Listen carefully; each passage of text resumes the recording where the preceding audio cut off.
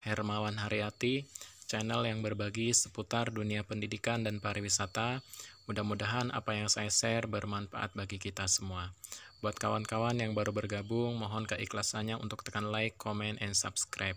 Terima kasih. Apa kabar Bapak Ibu Guru hebat seluruh Indonesia, serta kawan-kawanku subscriber dimanapun berada? Pada kesempatan kali ini saya akan kembali berbagi soal dan jawaban tes P3K kompetensi teknis untuk guru SD, SMP, dan SMA. Ini adalah soal-soal bidang pedagogik. Silahkan disimak dari soal nomor 1 sampai nomor 10. Mudah-mudahan bermanfaat bagi Bapak Ibu khususnya yang sedang mengikuti atau akan mengikuti tes P3K minggu-minggu ini. Langsung saja kita mulai untuk soal nomor 1. Berikut ini adalah standar kompetensi yang harus dimiliki seorang guru, kecuali titik-titik. A. Pedagogik, B. Asesmen, C. Sosial, D. Personal, E. Profesional. Jawaban yang benar adalah B, yaitu asesmen, karena di sini kecuali.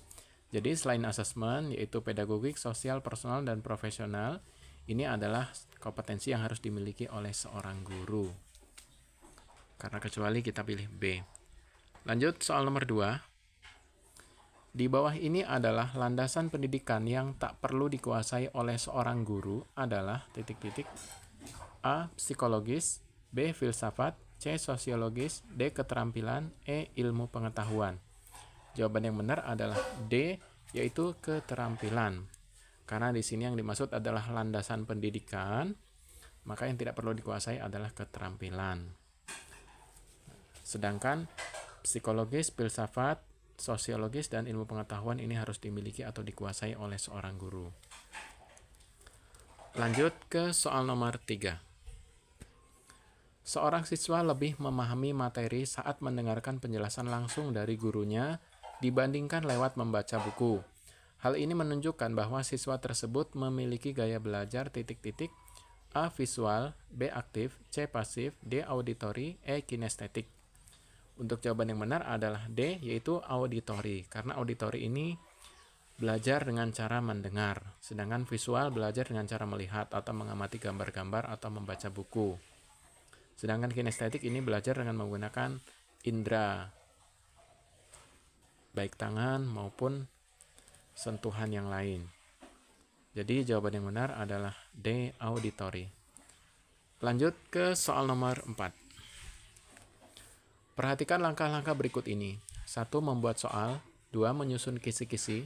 C. Analisis silabus. 4. Membuat kunci jawaban. 5. Menyusun pedoman penskoran. 6. Menyusun lembar jawaban. Dalam menyusun kisi-kisi, langkah yang tepat dilakukan seorang guru adalah titik-titik. Dari pilihan jawaban ini, jawaban yang benar adalah 3, 2, 1, 6, 4, 5. Mari kita susun. Jadi langkah-langkah untuk menyusun kisi-kisi, yang pertama adalah analisis silabus. Lakukan dulu analisis terhadap silabus, kemudian menyusun kisi-kisi, lalu dilanjutkan dengan membuat soal. Setelah itu menyusun lembar jawaban, membuat kunci jawaban, dan menyusun pedoman penskoran.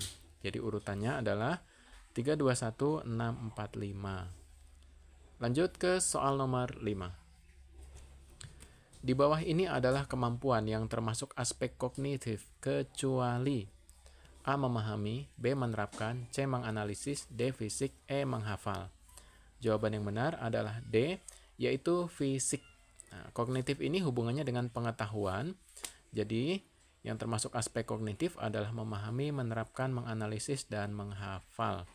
Sedangkan fisik, ini bukan ranah kognitif. Lanjut ke soal nomor 6.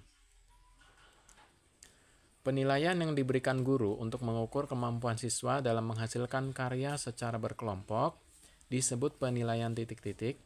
A. Komunikasi, B. Portofolio, C. Proyek, D. Jurnal, E. Diri. Jawaban yang benar adalah C, yaitu penilaian proyek. Jadi biasanya penilaian ini dilakukan oleh beberapa peserta didik secara berkelompok. Lanjut ke soal nomor 7. Menurut taksonomi Bloom, terdapat titik-titik tingkatan level pemikiran. Jawaban yang benar adalah B, yaitu 6. Jadi, ada 6 tingkatan level pemikiran menurut taksonomi Bloom. Ingat-ingat 6 ya kawan. Lanjut ke soal nomor 8. Ciri-ciri di mana keilmuan memiliki objek penalaran yang seluruh aspeknya dapat diamati disebut titik-titik. A. Aksiometris. B. Ontologis. C. Epistemologis. D. Historis. E. Asosiatif. Jawaban yang benar adalah B, yaitu ontologis. Jadi, keilmuan ini memiliki objek penalaran yang seluruh aspeknya dapat diamati, disebut ontologis. Lanjut ke soal nomor 9. Teori belajar yang bertujuan membangun prinsip-prinsip belajar secara ilmiah disebut titik-titik. A. Insight. B. Kognitif. C. Conditioning. D. Connectionism.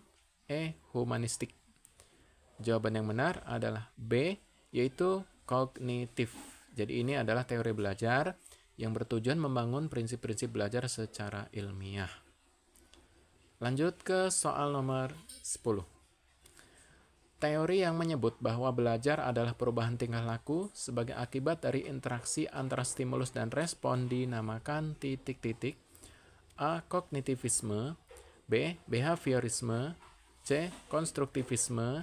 D. Humanistik. E. Sibernetik. Jawaban yang benar adalah B, yaitu behaviorisme. Jadi ini hubungannya dengan stimulus dan respon. Jadi kalau nanti di soal ada keterangan perubahan tingkah laku sebagai akibat dari interaksi antara stimulus dan respon, maka sudah pasti dinamakan teori belajar behaviorisme. Demikian 10 soal pembahasan tes P3K kompetensi teknis. Mudah-mudahan bermanfaat bagi kita semua. Kurang lebihnya saya mohon maaf. Saya akhiri. Wassalamualaikum warahmatullahi wabarakatuh.